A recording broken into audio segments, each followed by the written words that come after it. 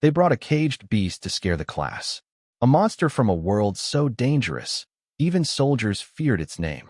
But when it looked at one human girl, it didn't snarl. It didn't attack. It begged to be let out.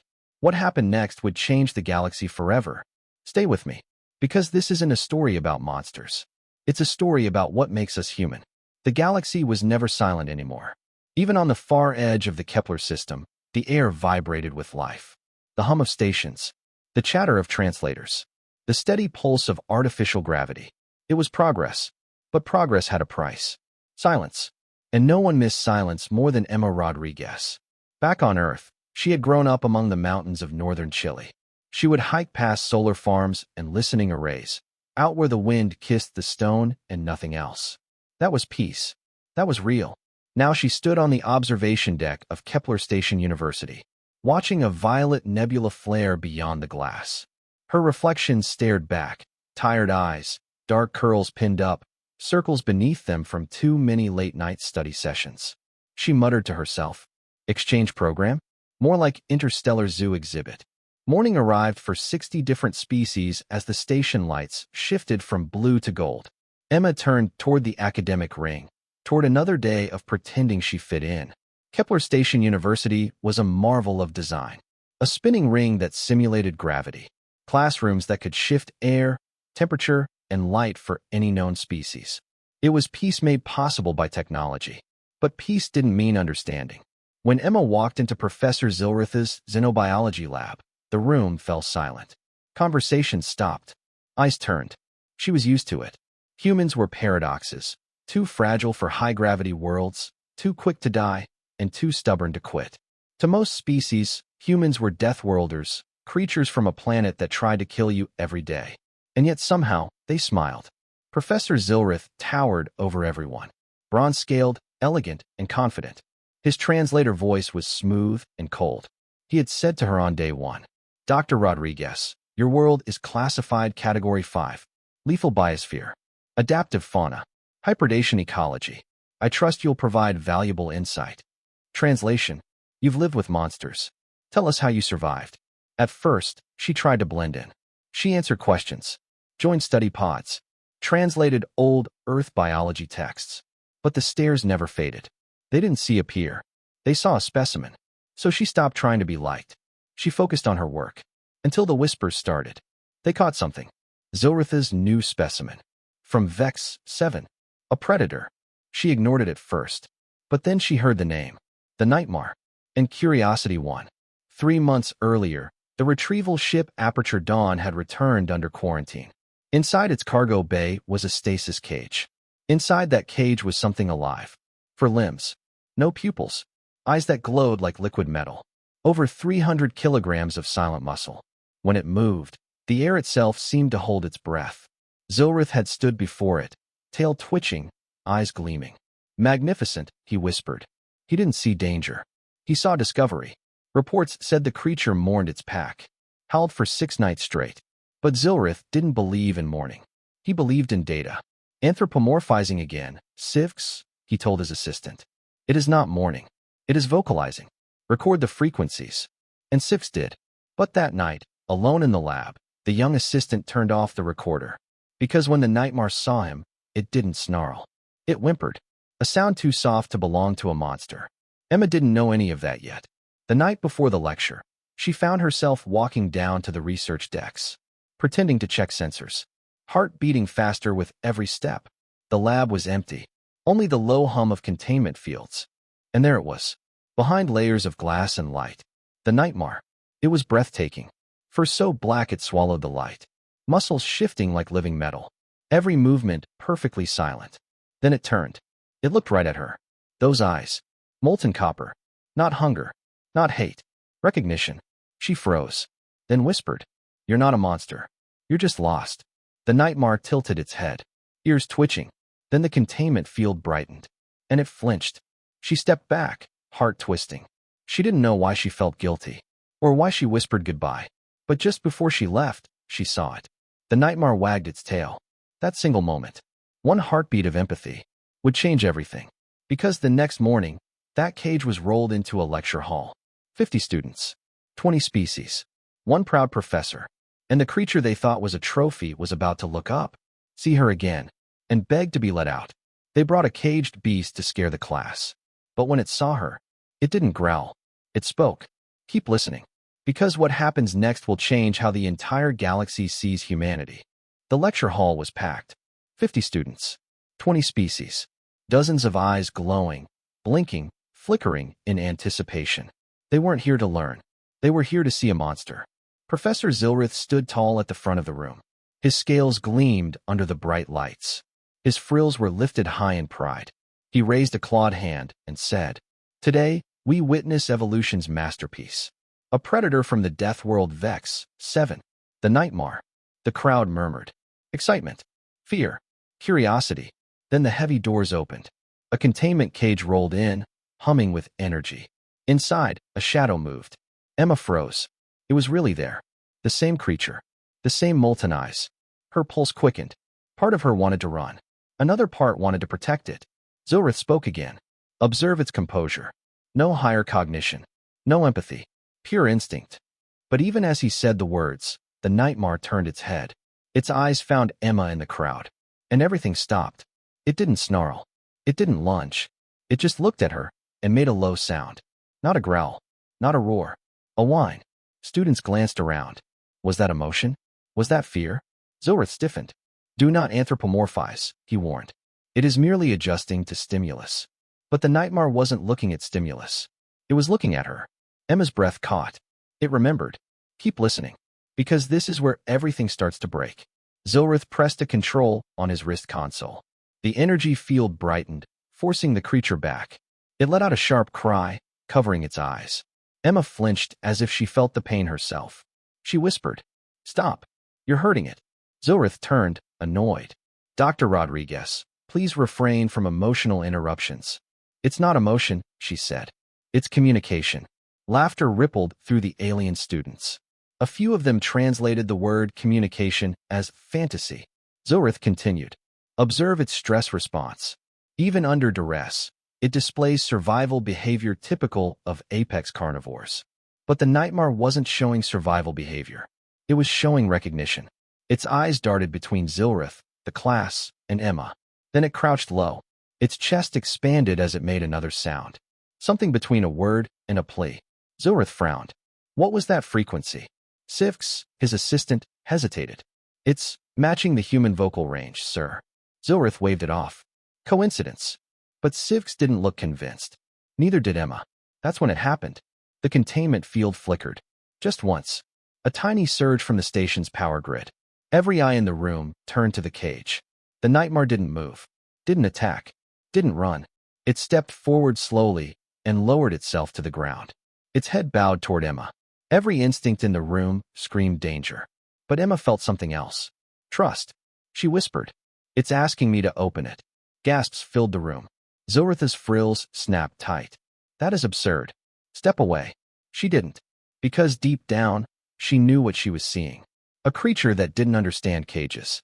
A creature that remembered kindness. The same look she'd seen 100 times back on Earth. In wounded dogs, abandoned, terrified, waiting for someone to believe in them. Zilrith barked. Security. Increase the field. The Nightmare flinched again, claws digging into the floor. And that sound returned. A cry. Not of rage, but of heartbreak. The hall went silent. Every species there felt it, even if they couldn't understand it. Sips whispered. Professor, it's crying. Zilrith's voice hardened. It cannot cry. It lacks the physiology. But Emma stepped forward. Her voice trembled. Then how do you explain that? The Nightmare lifted its head, copper eyes shining. It looked right at her and pressed a hand against the barrier. Emma's chest ached. Every cell screamed that she was making a mistake. But she moved closer anyway. It didn't attack. It didn't roar. It just breathed. And then it spoke. Not in words. Not in language. But in tone. A sound that meant one thing across every world, every species, every heart that had ever known loss. Please. Please let me out. The room erupted. Students shouted in disbelief. Zilrith yelled over them. Impossible. Pure mimicry. It has no understanding of. But he didn't finish. Because the Nightmare was now pressing both hands to the barrier, matching its breathing to Emma's. Perfectly. Two beings. Two deathworld survivors. One moment of understanding. Emma whispered, "It remembers me." Zilritha's frills trembled. "You are projecting, Dr. Rodriguez." "Maybe," she said softly. "But what if I'm not?" The nightmare made another sound. A low rumble that echoed like thunder underwater. And then, something shifted in the air. Emma felt it. So did Sivks. Even Zilrith hesitated. The creature wasn't begging anymore. It was singing. A frequency so low it rattled the metal around the cage. Patterns appeared in the energy field, fractals of light, weaving and pulsing. Data. Mathematics. Intelligence. Zilritha's eyes widened. "No, it can't be." Emma turned to him. "It's trying to talk to us. You just haven't been listening. Keep listening. Because this is the moment that changes everything." Zilrith reached for the control again. End the demonstration. But before he could, the nightmare made one last sound. A whisper that crossed every translator frequency at once. It said, "Home." The word echoed through the hall. And then the lights went out. The emergency sirens blared. Sparks danced from the console. The containment field dropped. The nightmare was free. Zilrith shouted, "Contain it. Now." Sif screamed. The field failed. "It's not attacking." Emma stood frozen. The creature stepped out of the cage. Every instinct told her to run. But it just looked at her, calm, cautious. And then, slowly, it knelt. In that instant, no one could deny what they were seeing. A predator from a death world. Showing submission. To a human. Zilrith whispered in disbelief. "This defies every principle of xenobiology." Emma whispered back. "Or maybe it proves them wrong." The nightmare lifted its head, and their eyes met again.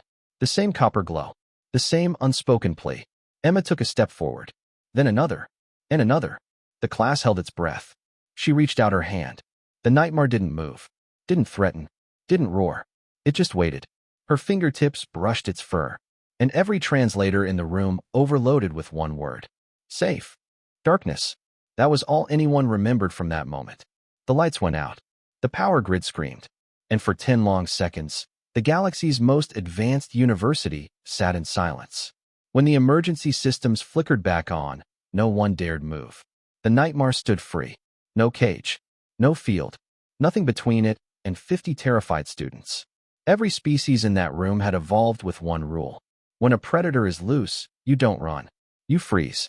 But Emma didn't freeze. She didn't run. She stood perfectly still.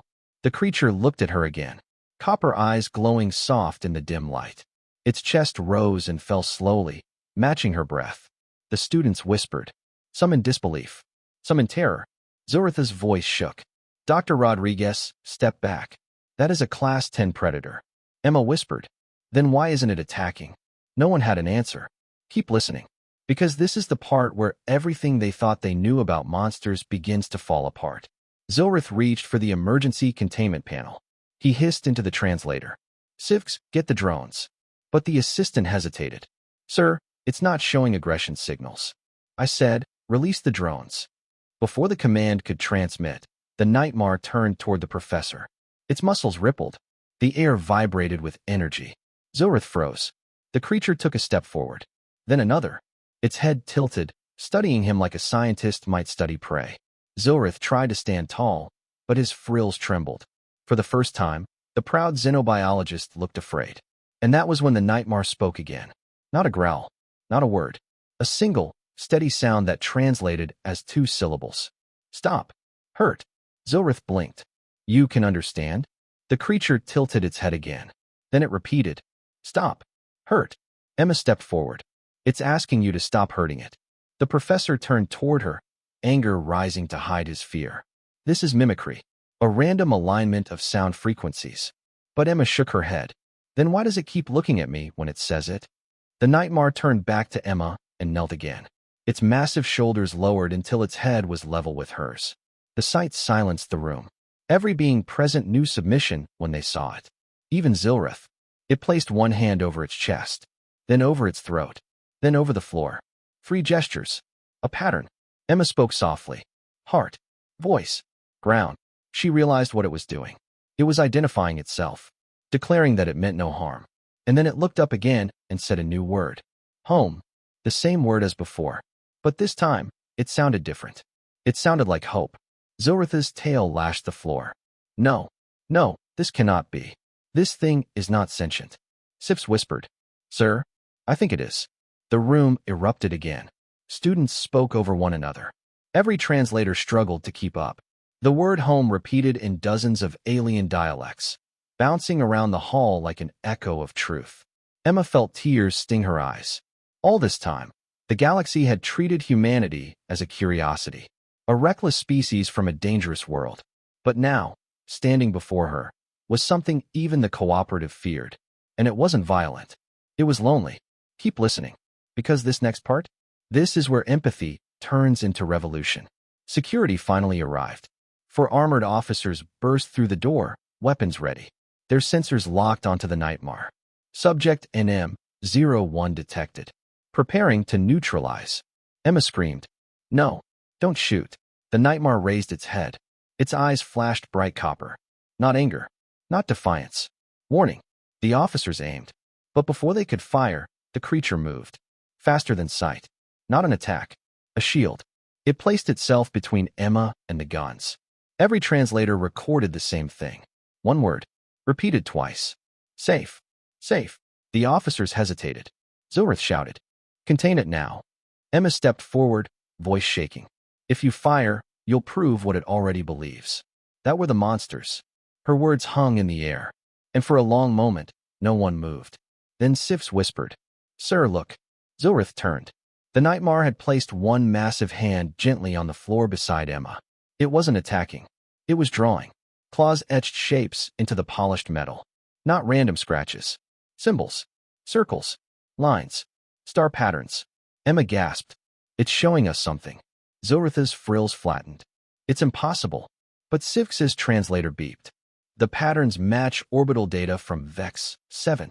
The Nightmare was showing them its home. The realization hit everyone at once. It wasn't here to conquer. It wanted to go back. Emma whispered. It never wanted to hurt anyone. You brought it here, alone, scared, and it's been trying to tell you that ever since. Zilrith didn't answer. He just stared. The pride that had driven him for years cracked into disbelief. The Nightmare raised its gaze and spoke one final phrase. Please. Home. Emma looked around the room. At the students. At Zilrith. At the trembling assistant. And then she said, Then let's take it home. The room erupted again, but not in panic this time. In all, the creature that was supposed to terrify them had done something no diplomat, no scientist, no politician had ever managed. It had made every species in that hall feel the same thing at once. Compassion. Keep listening. Because this is where the story turns from survival to purpose. Outside the hall, the station's corridors were chaos. Security wanted the creature contained. Zilrith wanted to preserve his discovery. Emma wanted to save a life. And the Nightmare? It just wanted to go home. But the galaxy doesn't let go of its monsters easily. Because when word spread that a deathworld predator had spoken, everyone wanted a piece of it. Politicians, researchers, even the military. And none of them understood what Emma had already learned. That empathy is the strongest survival trait in the universe. The news spread across the station in less than an hour. A predator from a death world had spoken. By the next morning, Kepler Station was no longer just a university. It was the center of the galaxy's attention. Every news network, every research council, every government wanted answers. How could something from Vex 7, a planet even the cooperative feared, form words? How could it recognize a human? And more importantly, what did it want? Zilrith was furious. His discovery had become a scandal. He locked himself in his lab, rewriting reports, trying to erase what had happened in that lecture hall. He told the press. It was mimicry, nothing more. A reflex reaction, misinterpreted by emotional species. But no one believed him, because hundreds of students had seen it. The Nightmare had spoken. It had said home. And somewhere, deep down, every witness knew what that meant. Emma stayed close to the creature. They moved it to a private containment bay, gentle fields, minimal light, no restraints. She refused to leave its side. For the first time, the Nightmare wasn't pacing. It sat quietly, watching her. She spoke to it every day, not as a scientist. As a person, she told it about Earth, about deserts and oceans, about wind and rain, about silence. Sometimes, it repeated her words. Not perfectly, but enough to make her smile. She realized it wasn't just mimicking. It was learning. Keep listening. Because this next part isn't about a cage. It's about connection. Sivks, the young assistant, helped her study the recordings. Each time the Nightmare spoke, it used sound patterns that matched empathy markers. Its brain scans showed complex neural synchrony, just like humans when they feel emotion. Sivks said quietly, "It's not just intelligent. It's empathic." Emma nodded. "It's a social predator. Like wolves. Like us." She turned toward the Nightmare and said softly, "Do you understand me?" The creature tilted its head. Then, in halting speech, it said, "Emma." Her heart stopped. It had never spoken a name before. She whispered, "Yes, that's me." It pointed to itself. "Nightmare." Emma smiled. "Is that what you call yourself?"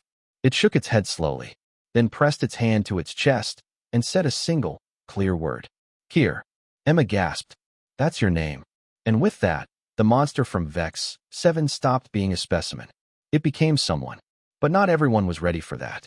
Zilrith stormed into the containment bay days later. His scales dulled with exhaustion. His voice was sharp with anger and fear. "Enough of this nonsense," he snapped. "This creature is manipulating you. You're projecting humanity onto an animal." Emma stood between him and the Nightmare. "It has a name. Keer." Zilrith's frills twitched. "You're letting sentiment cloud your reason." She met his gaze. "Maybe reason without sentiment is the problem." He froze. Because deep down, he knew she was right. Keep listening. Because the moment Zilrith made his next choice, everything changed. When the Galactic Cooperative Council heard the reports, they summoned Zilrith and Emma to testify. Kepler Station's command decks filled with diplomats and soldiers. Security tripled. They wanted to decide one thing. Was Keer a sentient being or a threat? The hearing chamber was enormous. Representatives from 50 worlds watched from elevated seats. Holoscreens projected Keer's image into the center. The creature knelt silently, calm, unmoving. The council speaker began. "This hearing will determine whether specimen NM01, known as Keer, will be recognized as a sentient species or terminated for security reasons." Emma felt her blood run cold. Terminated. That word echoed in her mind like a death sentence. Zilrith stood to her left, eyes fixed forward. He was silent, distant. The speaker continued. "Dr. Zilrith, you initiated this experiment. Your assessment." Zilrith's tail twitched. His voice came out heavy. "The subject displays mimicry, not language. Emotional projection, not intelligence. My recommendation is containment." Emma's chest tightened. Containment was just a slower death. Then the speaker turned to her. "Dr. Rodriguez, your assessment." She took a deep breath. And for a moment, she heard her mother's voice in her memory. "Always trust your instincts, Mihija." She stepped forward. "Keer is not a danger," she said. "It's aware. It's self-identifying. It learns by empathy. You don't have to take my word for it. Watch." She turned to Keer. Its copper eyes met hers instantly. "Keer," she said gently, "do you know where you are?" The translator clicked. Then came the deep, steady voice. "Far from home. With Emma." Gasps echoed through the chamber. "Do you know why you're here?" "Taken. Watched. Hurt. Learn." "Do you want to hurt anyone?" "Never. Want home." The council chamber went silent.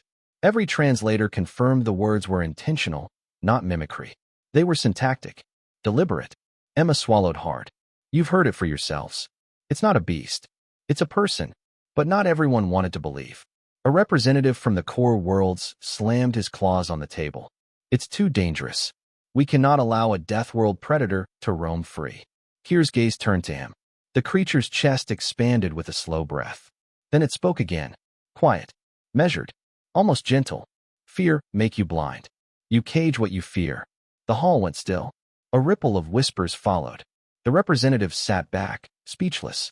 Emma whispered, "Well said. Keep listening." Because that line would echo across the stars. The council didn't reach a decision that day. They postponed judgment, too afraid to choose. But word spread. Within weeks, Keer became a symbol. To some, a threat. To others, a miracle. And to humanity, proof that empathy could bridge even death worlds. Emma stayed with Keer through it all. She helped him learn, communicate, grow. And slowly, she began to see patterns in his language. He wasn't just speaking words. He was teaching concepts. Balance. Memory. Home.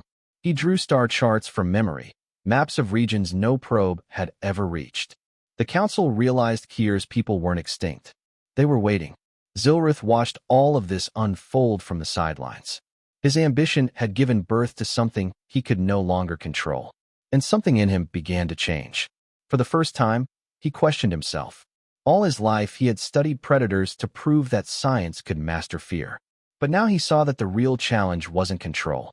It was understanding. He visited Emma one night. She expected anger. Instead, he simply said, "I was wrong." Emma nodded. So was everyone. He looked at Keer through the glass and whispered, "Perhaps empathy is a higher evolution after all. Keep listening, because what happens next will decide the fate of two worlds." 1 week later, the council sent an order. Keer would be transferred to core space for further study. In human terms, a lab, a cage. Again, Emma protested. She called every contact she had, but the decision was final.